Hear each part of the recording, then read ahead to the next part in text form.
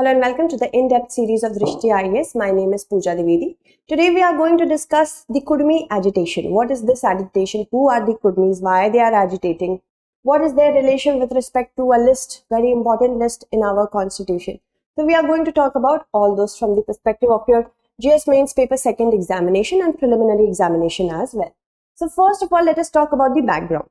There has been a protest by the Kudmi community who are demanding scheduled tribe status and also the inclusion of their language in the 8th schedule of the constitution. There are 22 languages existing there. And where this particular protest has been there, let's talk about that. Jungle Mahal areas of West Bengal and parts of Jharkhand saw this last week. And last week only they blocked national highways and railway tracks in Bengal's West Midnapur and Purulia and some of the parts of Jharkhand for 5 days. So let's talk about Kudmis. Who are Kudmis? They are mainly a peasant community and their population is concentrated in the Jungle Mahal area of Chota Nagpur Plateau of West Bengal, Jharkhand and Orissa. Some of them are also found in Assam and northern West Bengal. During the British rule, these were scheduled tribes. They were listed as scheduled tribe or aboriginal community and they were also regarded as primitive tribe. It's very different now, and they actually said they are still a primitive tribe like Munda, Oraon, Bhumji, Khadia, Santhal and others. Now the Kurmis are arguing that in the British era, various documents listed them as scheduled tribe. But after the independence, they could not find themselves in those lists because they actually belong to an aboriginal community of India and they want the identity to be restored.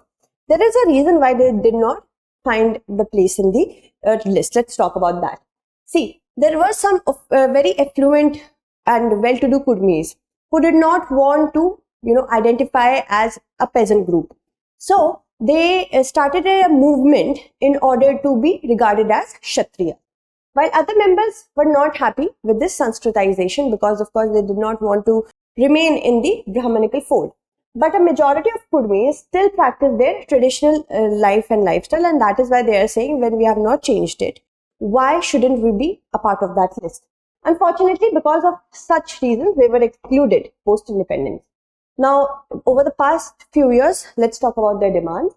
Over the past decade in West Bengal, Jharkhand and Orissa, there has been an intensified movement by the Kudmis, by the Adivasi Kudmi Samaj and its allied organizations, which is mainly led by former Jharkhand movement crusader Ajit Prasad Mahato. Okay, and Mahato joined the Adivasi Kurmi Samaj only in the year 2015, and he also organized the Durku Mahajuruahi, which is great gathering at Tamna in Purulia, West Bengal, and many Kurmis attended it in lakhs. Moving on. Now, if we talk about since then, the community has been vocally demanding their inclusion in the ST list. And several social and political organizations are also echoing the same demand. They are fighting for their rights. So the process, how one tribe is added to the tribe of STs, let's talk about that. The recommendation, if any tribe has to be added, should start with the state government.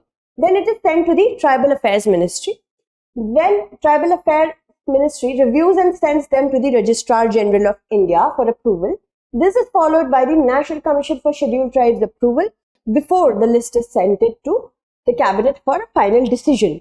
And as per 1931 census, scheduled tribes are termed as backward tribes living in excluded and partially excluded areas. There is no defined criteria in the constitution for the recognition of a scheduled tribe, and hence the 1931 census definition was used in the initial years after independence. So in order to be vigilant how a tribe is added, this procedure is followed, and I hope you understood this topic. That's it. Thank you so much for watching.